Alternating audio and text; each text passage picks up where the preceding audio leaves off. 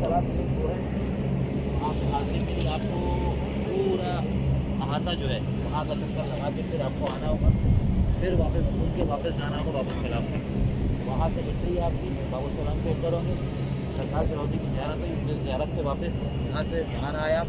बाहर आने के बाद फिर ये बैरक्स लगे हुए, ये बैरक्स से होते होते सारे बैरक्स से होते होते ये पूरा ये बकी के पास जन्नतुल बकी के पास जाके ख़त्म किया जा रहा है। वहाँ निकलेंगे तो ज़ियारत करके आएंगे। कोरोना की वजह से ये आजकल ये हुआ हुआ शाह साहब, तो ये आपके जो अपने जाने वाले हैं उनको भी दिखाइए कि ये उम्रे पे आते हैं माशाल्लाह, मगर जो सरकार की मोहब्बत रखते हैं उनके लिए कुछ भी नहीं है।